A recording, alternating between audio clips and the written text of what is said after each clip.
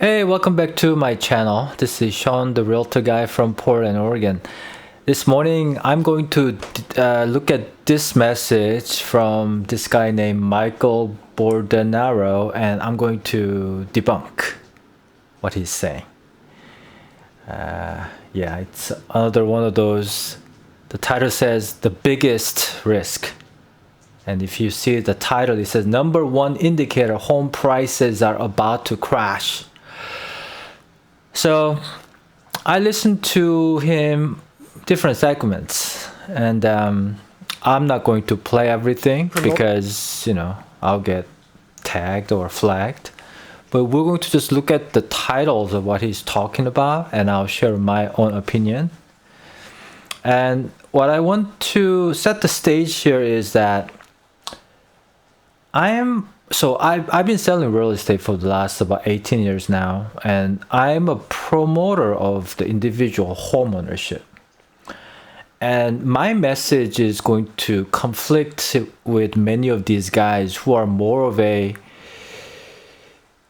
not encouraging home ownership. The other way to look at it is these guys actually support the idea of renting is better. And you have to ask yourself, who would benefit from that message? That means either investors or maybe the renters who are sour about the current situation. But they're both camps like that, but it's mostly people who are benefiting from more people renting than owning their home. It's interesting, the real estate it has a lot of money in it. And so more people rent, there are a certain group of people who are going to make a lot of money.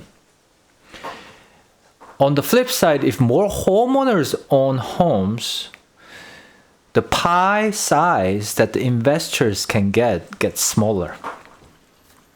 And so these are the guys that I debate with on X, or in this case YouTube. But yeah, so that's the stage. I want you to see where I'm coming from, and feel free to leave a comment if you agree or disagree with me, or if you want me to cover any other topics, just let me know. But I'm gonna just go over some of his titles.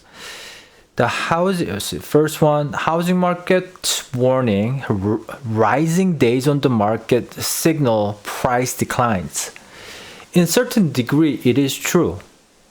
Things were selling in 20 days a couple of years ago. Now it takes about 80, 90 days. So it is longer. Things were selling 20% above asking price, but now they're selling 3, 4, 5% less than the original list price. So there is some part is true. However, the way he's explaining in the video is like Tampa, Florida, going from like 60 days on the market to 90 days. It's huge difference, and market's gonna crash. But the reality is that's not really accurate. He's basically sensationalizing it. I love that word. Sensationalizing it. Making into a newsworthy, making into a clickbaity. I've seen 18 months inventory in 2009 and 10. Things sat on the market for a year and a half. When it's like a neutral market, we say neutral market is like 6 months inventory. So we're not quite there yet. But I can see people like his point of view. If you haven't seen 18 months inventory, you're going to think that going from 1 month inventory to going to 3 months is going to be like the sky is falling kind of situation. But the reality is, things take a little bit longer to sell.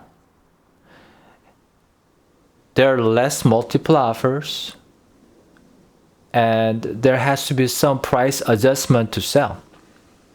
That doesn't mean the market's gonna crash. So if he thinks that market crash is going down 5%, maybe 10%, yeah, what he's saying is maybe right. But what he's saying is like, drumming up big crash so that people who are like really wanting to get into home ownership can get excited about 20, 30, 40, 50% kind of crash of a purchase price. But this is again just clickbaity, using people's hopes to get more views. Obviously, he's one of those guys make living by getting a lot of views. I make living by selling real estate to my clients. So my views, if I'm lucky, I get like 100 views. So it's kind of like old, news media idea. The more eyeballs you attract, make it look like it's a huge deal. You get more viewership, you sell more ads. That's pretty much what he's doing. Let's go to the next key point. Let's see. Florida housing market, ground zero for price cuts and listing removals. Yeah, again, it is exaggerated. Florida did have very high price increase in the last so many years. But they have sort of somewhat different issues too. Their homeowners insurance cost is skyrocketing. That is true. Their property tax is going up so fast. That is true. However, ground zero, like when I think about ground zero for price cut, I'm thinking about like Arizona in 2007. I mean, that was ground zero because they were like going really hard. But to name it that way, it's just, again, exaggerated. Third one, Nashville, Las Vegas, increasing time on market and inventory surge. Yeah, now, yes, to a certain degree, yes, that is true. But it's nothing abnormal. What do you expect when the home price went up 45% in the last 5 years? Something has to come down just a little bit, but that's not really a crash.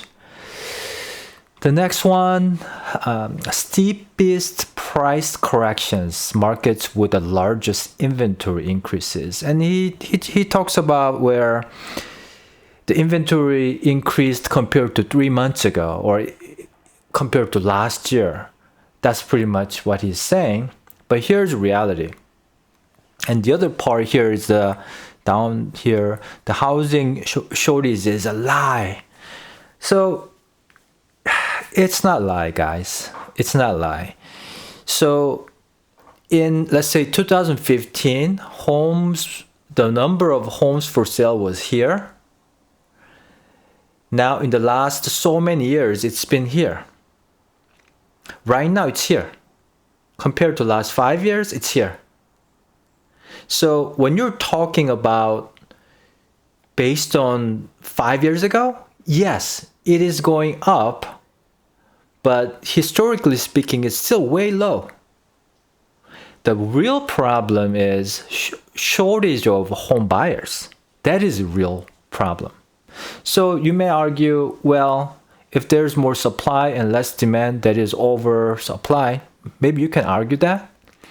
But it is somewhat, no, it is not somewhat. It is definitely artificially manipulated so that less home buyers can buy because of they've been tinkering with the mortgage rate.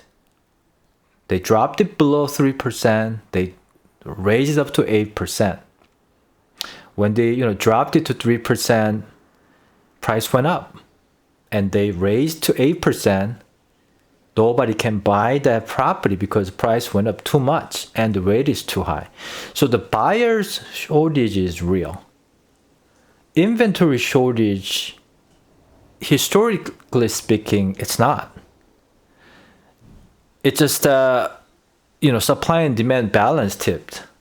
That's what it means. It's not lie. But if you are coming from, well, the supply and demand balance shifted, then it is lie. Maybe you can argue that. If you argue it that way, that's fine. But what he's saying is number of homes just going up from here to here. When you're historically speaking, it was here.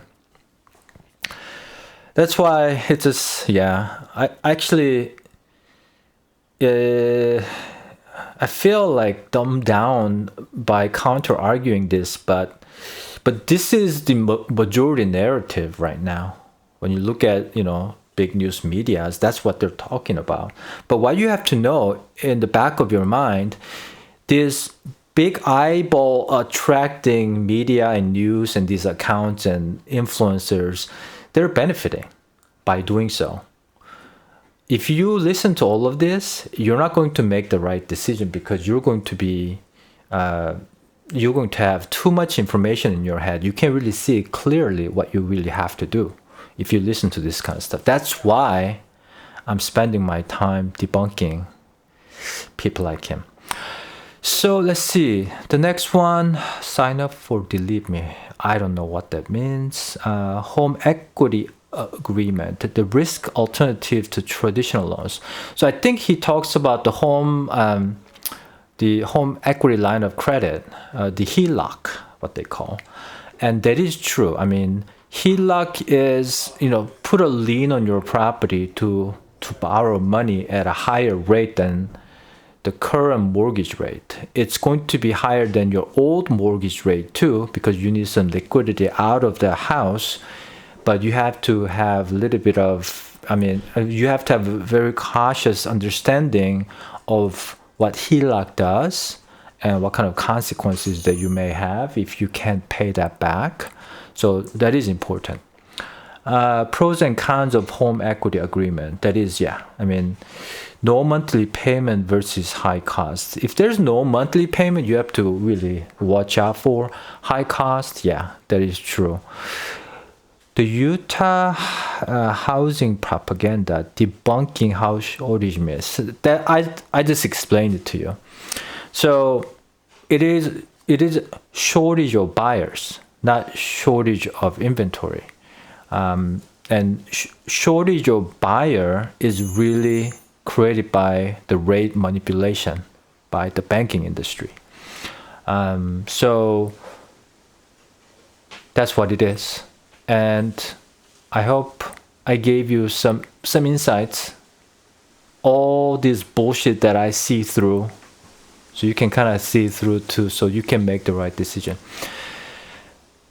Home selling and buying is all dependent on your individual situation.